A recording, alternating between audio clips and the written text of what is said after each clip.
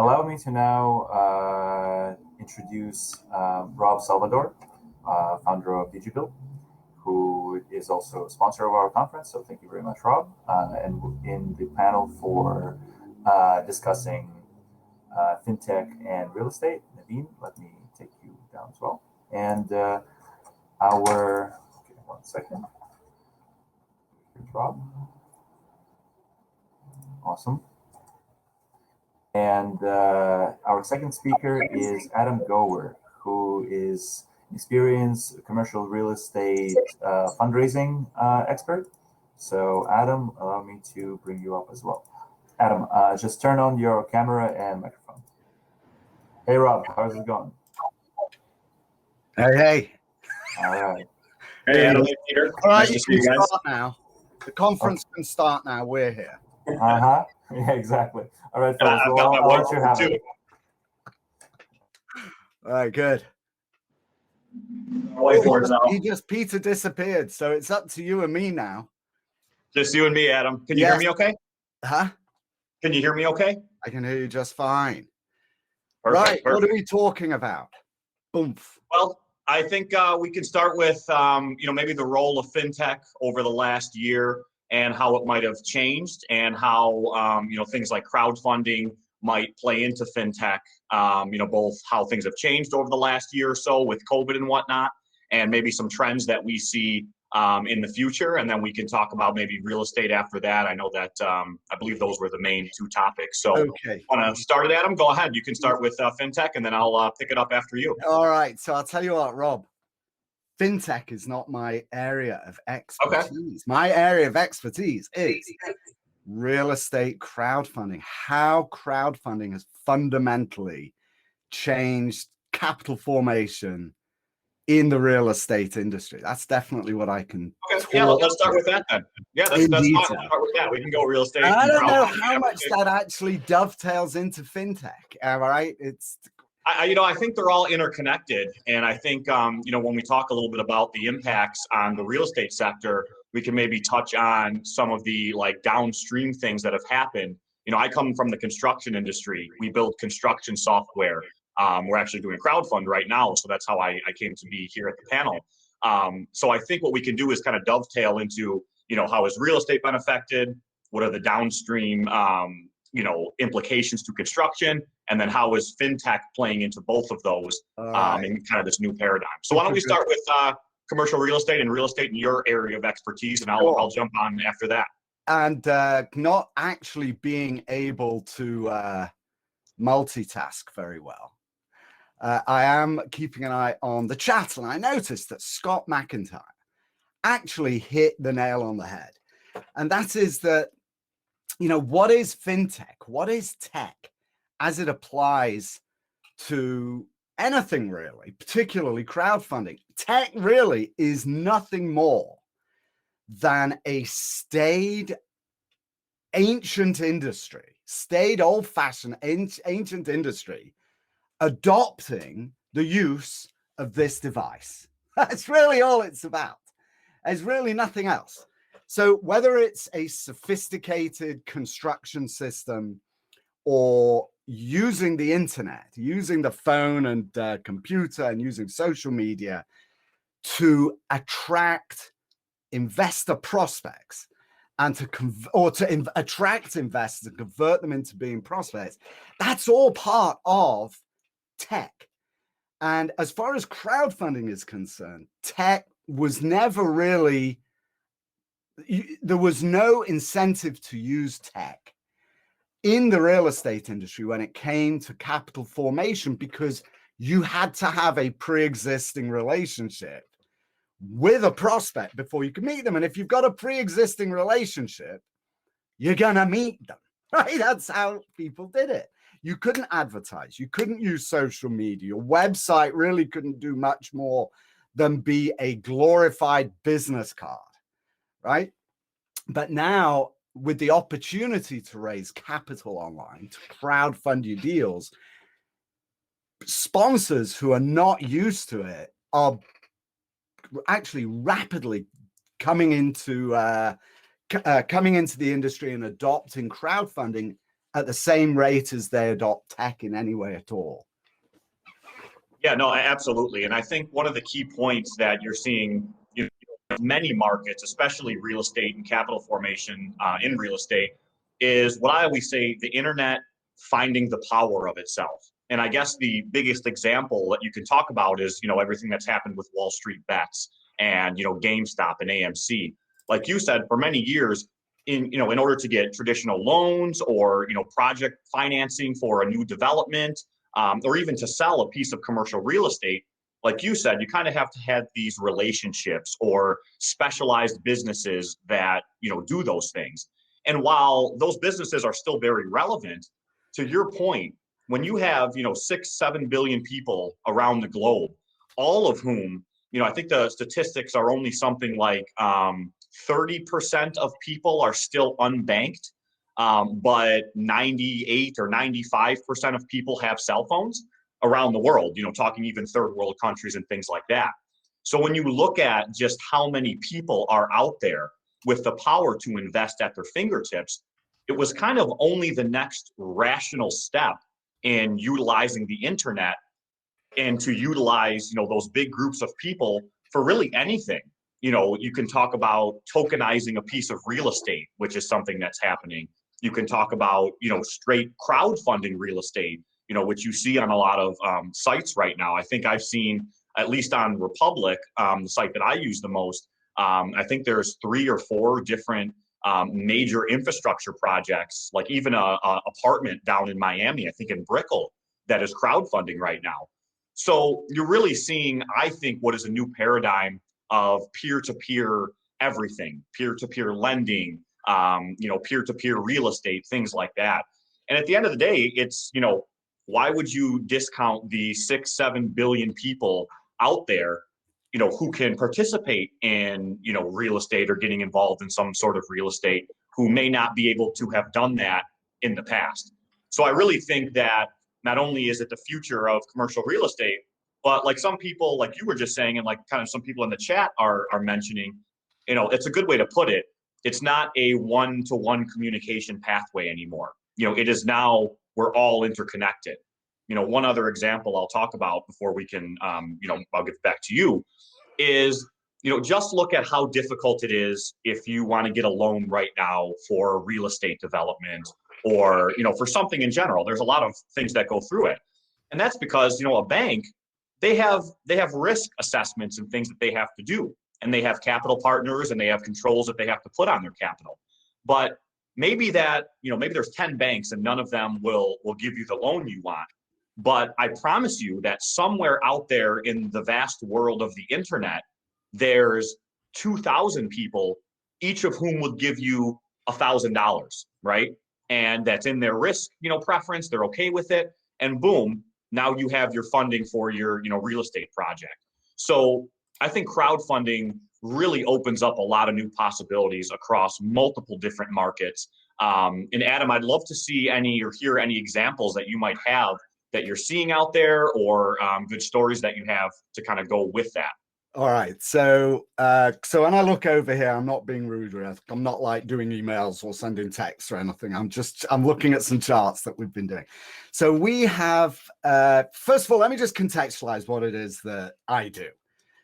And I came into the tail end of the last conversation, and I've seen the agenda for the next, for this conference.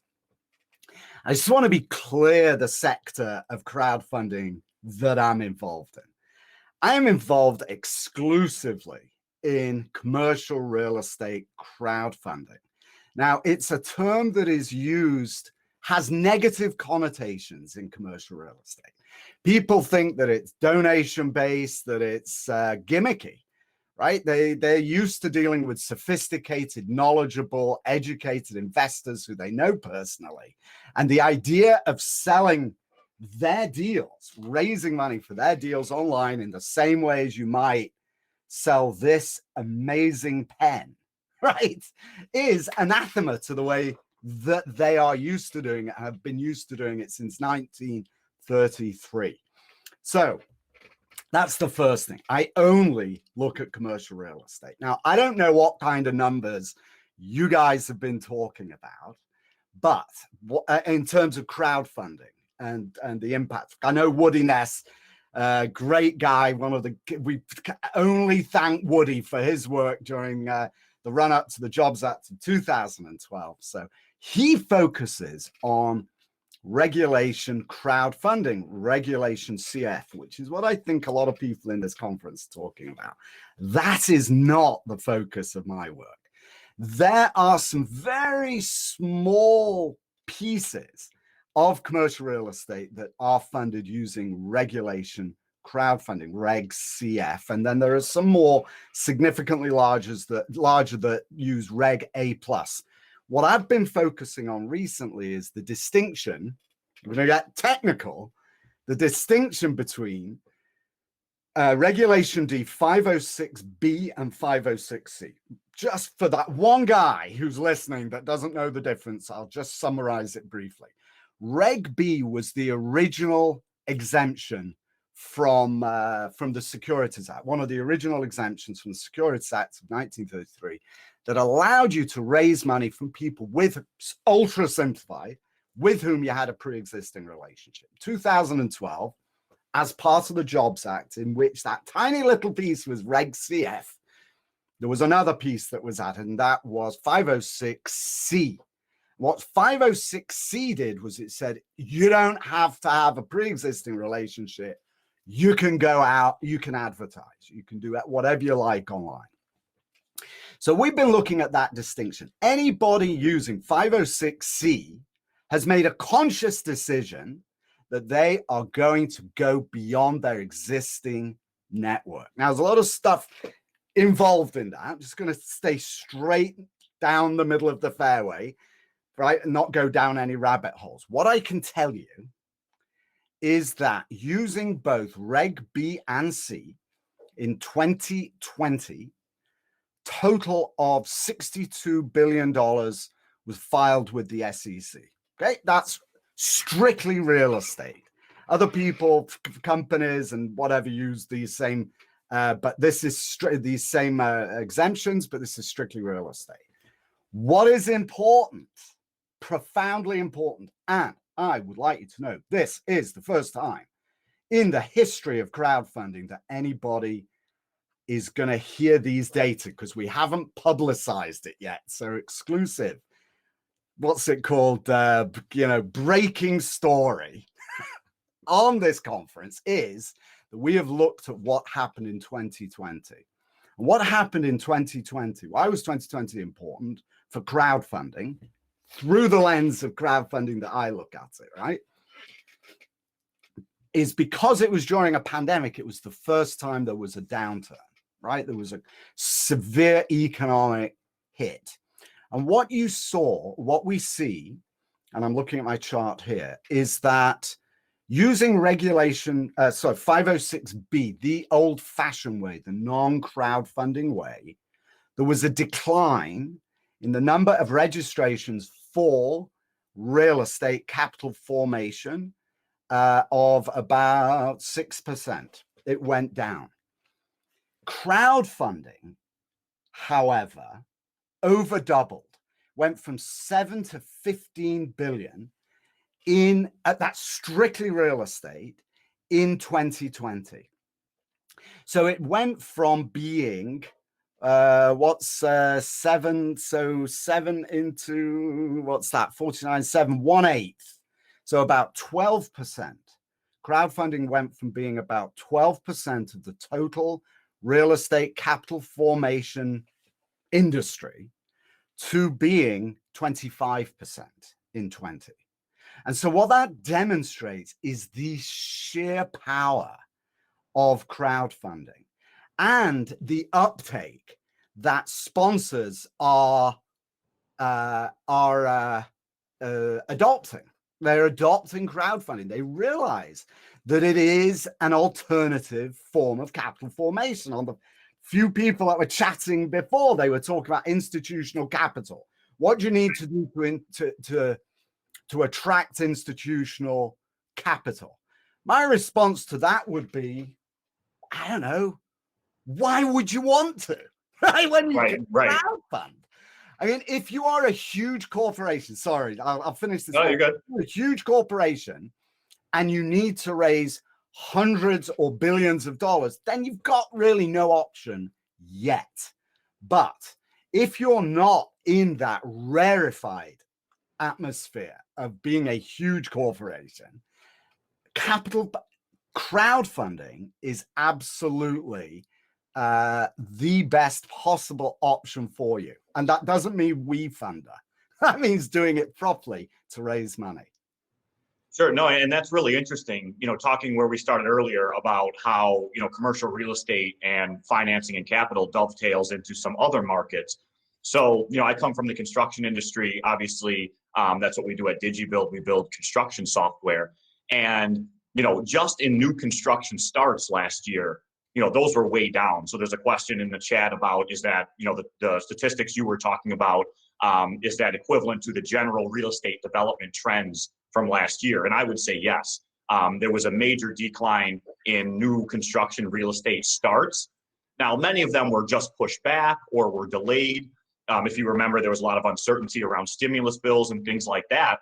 But I think what you're saying there, makes a lot of sense, because if you have institutional capital that is very risk averse or very much will, make their decisions based on what's happening in the macro market, you have limited options there. There's only, let's just say, let's put a big round number to it. That's a guess. Let's say there's 100,000 institutional real estate developers out there who are building consistently. That could be way off, but just as a round number. Well, you probably have maybe 1 billion people out there who might like to throw into a real estate development individually. So I think there's a lot of potential in, that type of capital formation and benefiting other markets too. When you can fund these projects, it has a lot of downstream effects on, other markets, like I said, construction, and new construction starts. Playing into fintech, what we were talking about earlier, obviously there's a lot that goes on in intersections in fintech and finance in general, that kind of intersects with commercial real estate and whatnot. So I'm definitely with you there. And I think, what happened last year was not only it was going to happen anyway, seeing a movement away from kind of big, slow institutional companies doing everything to more of like the internet and the internet hive, or the internet swarm, as some people call it, being able to do things like fund capital projects themselves. All right. So let me jump in with some feedback on what you said, and also share and maybe in part answer Richard. I can't pronounce your last name, I'm sorry, but Richard's comment on the decrease equivalent to the general real estate development trends. So there's a couple of things I'm going to say. First of all, we are talking about two different types of crowdfunding. Let's be really clear.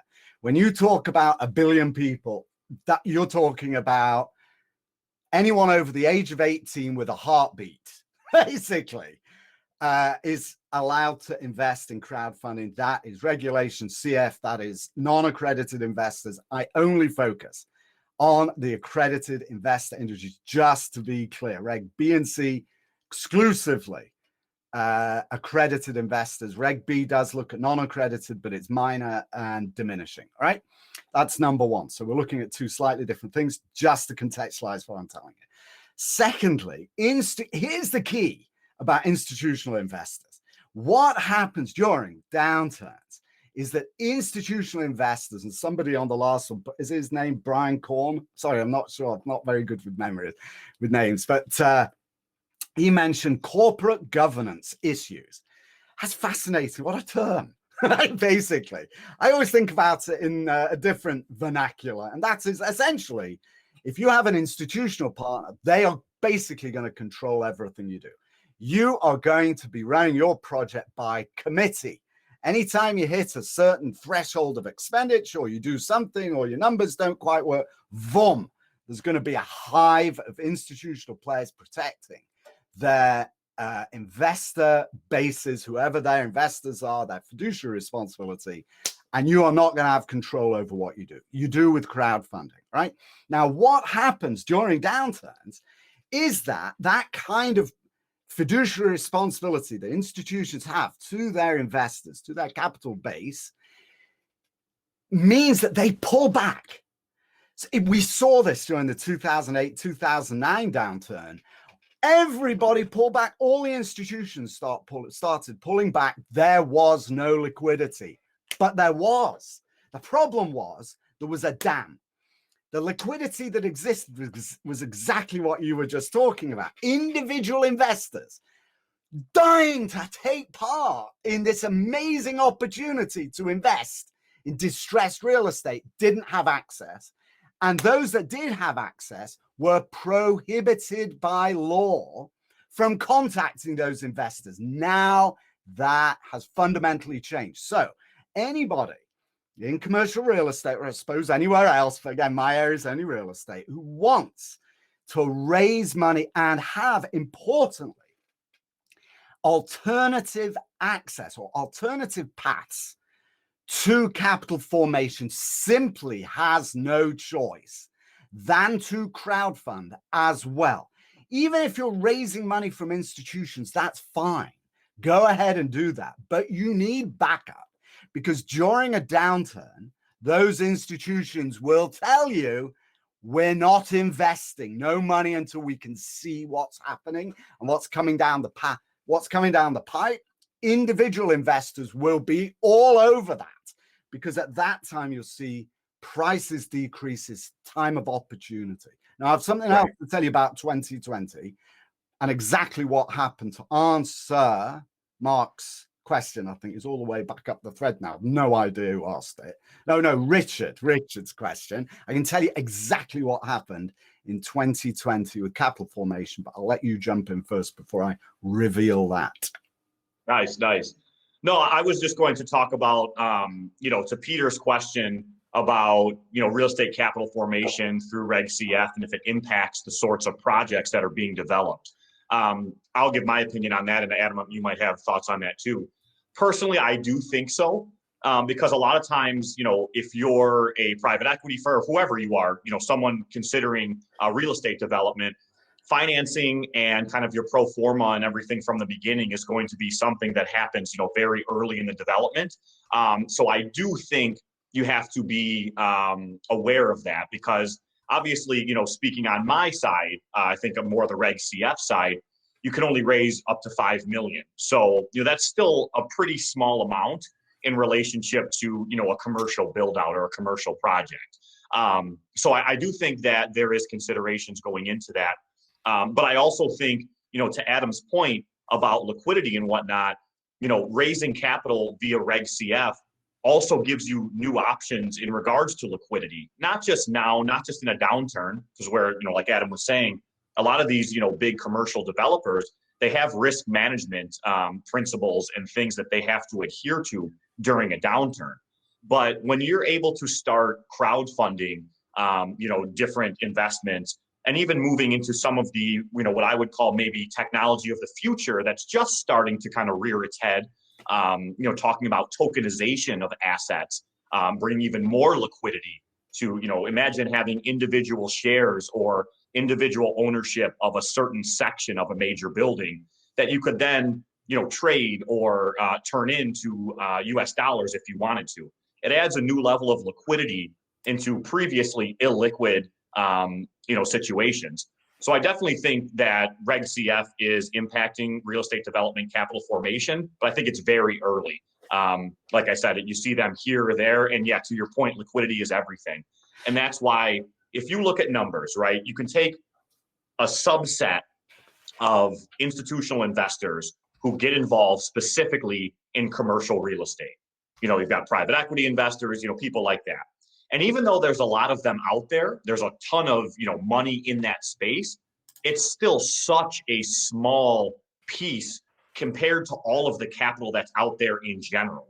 Again, going back to what I said earlier about how you have, potentially millions of people who might want to give $1,000, but you don't have millions of, private equity or, REITs or things like that might be wanting to fund these things. So I definitely think liquidity is everything. I agree that marketing is everything. And that's a big thing too, Adam. I think there's, this space right now is getting a lot of attention, especially with the Jobs Act, being expanded and, platforms like, WeFunder or Start Engine or Republic really starting to get a lot of traction. So I'll turn it back over to you. I'm curious about your thoughts on liquidity, at least on your end, and the things that you're seeing. Maybe not quite RegCF, but just in general, what you're seeing in that space as far as liquidity goes and new opportunities for liquidity that may not previously have been there. All right, so crowdfunding is that new opportunity for liquidity, and that's why this is not tongue-in-cheek when I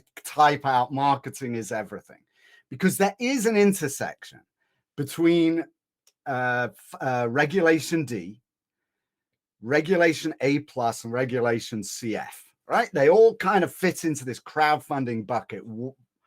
Two of them look at allow for non-accredited investors. One is primarily accredited investors. But the intersection between both of these is marketing. It's as simple as that.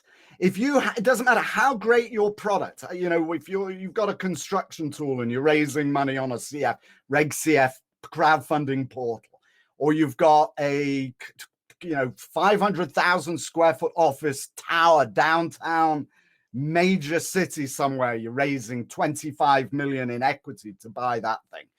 It doesn't matter if you don't market, if people don't know you exist because you have no marketing, you are going to get exactly nowhere, right? You're not going to raise a single penny. You are invisible until you make the effort to market yourself. It's the only way. When you talk about crowdfunding, that fundamentally is all you're talking about. All right. So that's really, really critical. It is the intersection between all these different regulations. And just one other thing to mention there that we didn't get to, I know we're running out of time here, but there are advantages to having, a lot of investors, like a big group of investors, like, 2,000, 5,000 investors behind you in the ways of getting your name out there for your brand, right? If you have 5,000 people all out there who are investors in, a building or a company, it's easier to get your name out there. Even us, of our investors on Republic, we've had hundreds of people reach out and say, hey, I own a construction company. I own a real estate company. Can I introduce you to the owner to get, your software in there? So I do think in today's day and age where you're seeing, influencers are really becoming the next marketing arm of business. You look at what Tesla's doing, whether you love or hate Elon Musk, he is speaking to his audience or to a platform and moving markets in a way that no one has ever done before. And I think there is a preview of what is going to be happening for businesses. You see it now, the biggest TikTok influencers out there are partnering with startups, are partnering with venture funds, because the internet has brought the world together and has given voices, very powerful voices, to these influencers. So that's another thing I think want to get brought up is, just the ancillary benefits around new customers and speaking to your customers when you have, RegCF and Reg A type raises and things like that. Rob, the bottom line is that you have to become an influencer yourself. It's all well and good to look at Elon Musk and Grant Cardone and any of these other people that are, big impressive presences online. But you have to, I don't mean you, I mean anybody trying to, well, you as well, actually. Absolutely. Anybody that wants to raise money online needs to be visible. And the way you do that is by having a strong digital presence. Oh my goodness, time is up. Yes. Easier said than done. Yes. Okay. And in order to get famous, you have to have a setup like Peter. He's got the microphone, he's got the headset, he's got the pillow, he's got it all. Right. So, that's right. Well, the CfPA folks told me that the microphone sucks, so I ordered it over the weekend. Guys, great session. Thank you very much. I hope that you connect afterwards. Rob, I know you have a packed schedule today, so no worries if you got to go. But for everyone in the session, we are going to go into the networking mode, so you can jump between table to table, have a conversation with new people.